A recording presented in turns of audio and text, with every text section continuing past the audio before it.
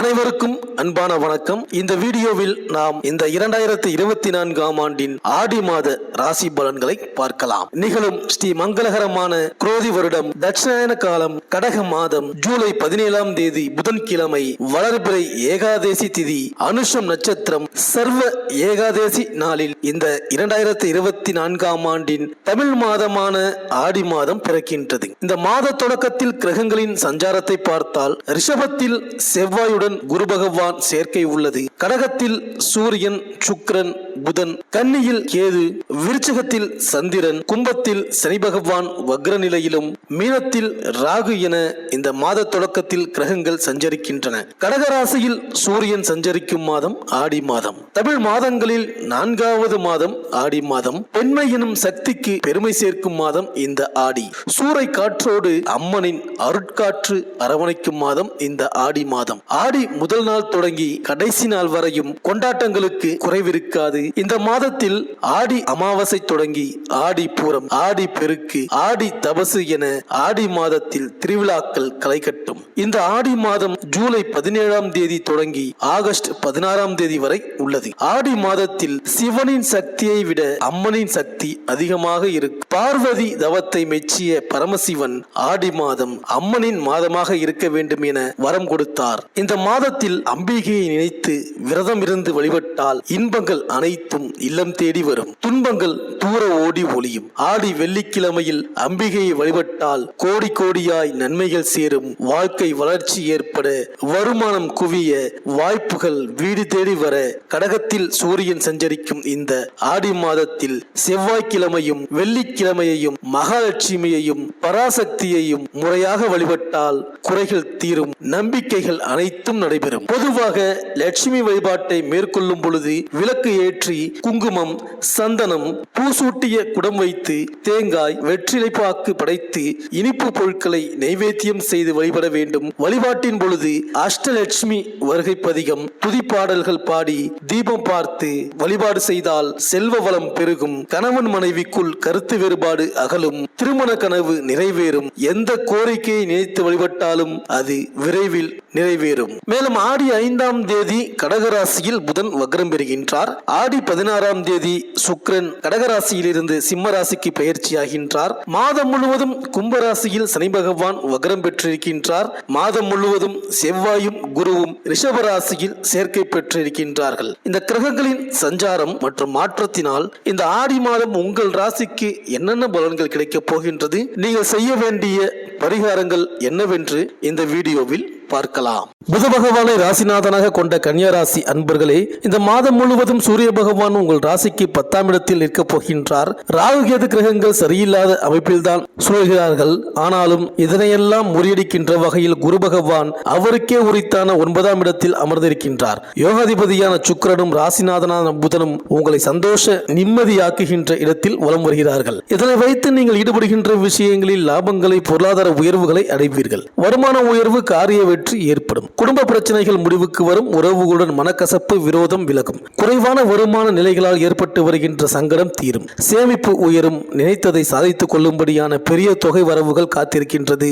ஆரோக்கிய சச்சரவு, பின்னடைவு, மருத்துவ விரயங்கள் ஏற்படாது. உத்தியோகம், பணி, பதவி விஷயங்கள் ஒழுங்கான நிலைமைக்கு திரும்பும். ஊதியம், பென்ஷன் நிலுவைகளும் பிறரிடமிருந்து வர வேண்டிய தொகையினங்களும் இந்த ஆடி மாதம் 2வது வாரம் உங்கள் கைக்கு வரும். தடைபட்டு வருகின்ற இளம் இரு பாலரின் திருமண கனவு நிறைவேறும். கடன், வழக்கு, எதிரி, எதிர்ப்பு சமாச்சாரங்கள், பூர்வீக சொத்து ரீதியான கவலைகள் முடிவுக்கு வரும். பங்கு, பங்காளி ரீதியாக அனுபவித்து வரும் சங்கடங்களும், கோர்ட்டு வழக்கு, காவல்துறை, பஞ்சாயத்துக்களும் முடிவுக்கு வரும். இந்த மாதம் அனைத்து செவ்வாய்க்கிழமைகளிலும் கவனம் தேவை. முதல் வாரம் 4வது தினத்திலும் 3வது வாரம் 2வது தினத்திலும் எதிலும் நிதானமான நடவடிக்கையை கையாள வேண்டும். இந்த மாதம் வியாழன், வெள்ளி மற்றும் திங்கட்கிழமைகளில் சந்தோஷ சம்பவங்கள் நடக்கும். இருப்பிட மாற்றம் செய்ய, எதிர்கால உயர்வுக்கான திருப்பங்களை இந்த மாதம் அடையப் போகின்றீர்கள். மேலும் மாத தொடக்கத்தில் உங்கள் ராசிநாதன் புதன் லாபஸ்தானத்தில் சஞ்சரிக்கின்றார். அவரோடு விரையாதிபதி சூரியனும் தனாதிபதி சுக்கிரனும் இணைந்திருக்கின்றார்கள். எனவே தனவரவு தாராளமாக வந்து கொண்டே இருக்கும். அதே நேரம் விரயங்களும் அதிகரிக்கும். இல்லத்திற்கு தேவையான விலை உயர்ந்த பொருட்களை வாங்கி மகிழ்வீர்கள். எதிர்கால நலன் கருதி நீங்கள் எடுத்த முயற்சியில் வெற்றி கிடைக்கும். புத ஆதித்ய யோகமும் புத சுக்கிர யோகமும் இணைந்து செயல்படும் இந்த மாதத்தில் நன்மைகள் அதிகமாக நடைபெறும். மாத தொடக்கத்திலேயே குருவும் செவ்வாயும் இணைந்து உங்கள் ராசிக்கு 9 9ஆம் இடமான பாக்கியஸ்தானத்தில் சஞ்சரிக்கின்றார்கள். குருவின் பார்வை உங்கள் ராசியில் பதிவது நன்மைதான். குரு பார்க்க கோடி நன்மை என்பதற்கு ஏற்ப சுபகாரியங்கள் உங்கள் இல்லத்தில் நடைபெறும். தங்கு தடை தானாக விலகும். ஒரு சிலருக்கு கட்டிய வீட்டை பொழுது பார்க்கும் யோகமும் உண்டு. திட்டமிட்ட காரியங்களை திட்டமிட்டபடி செய்து முடிப்பீர்கள். திடீர் தனவரவு வந்து சேரும்.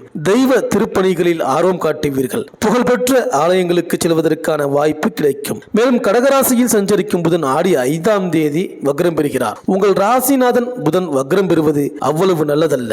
உடல் ஆரோக்கியத்தில் கவனம் செலுத்த வேண்டிய நேரம் இது. உள்ளத்தில் உற்சாகமும் அமைதியும் குறையும். சில காரியங்கள் முடிவடைவது போல தோன்றினாலும் கடைசி நேரத்தில் கை நழுவி போக அதிகமான வாய்ப்புகள் உண்டு. பங்குதாரர்களால் தொல்லைகள் ஏற்படும். கடமையில் தொய்வும் பணப்புழக்கத்தில் தடுமாற்றமும் வரலாம். எதையும் யோசித்து செய்ய வேண்டிய நேரம் இது. மேலும் கும்பராசியில் உள்ள சனி பகவான் இந்த மாதம் முழுவதும் வக்ர இயக்கத்தில் இருக்கிறார். உங்கள் ராசிக்கு 5, 6 ஆகியங்களுக்கு அதிபதியானவர் சனி பகவான்.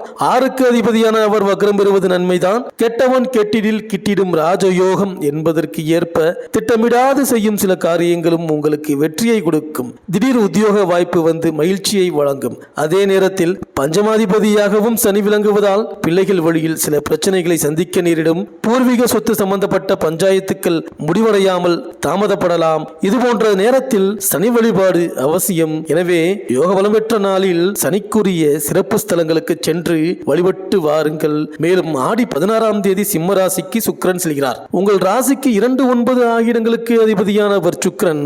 அவர் விரயஸ்தானத்திற்கு வரும் பொழுது விரயங்கள் கொஞ்சம் அதிகரிக்கத்தான் செய்யும். குடும்ப சுமை கூடும். கடுமையாக முயற்சித்தும் சில காரியங்கள் கைகூடாமல் போகலாம். எதையும் நினைத்த மாத்திரத்தில் செய்ய இயலாது.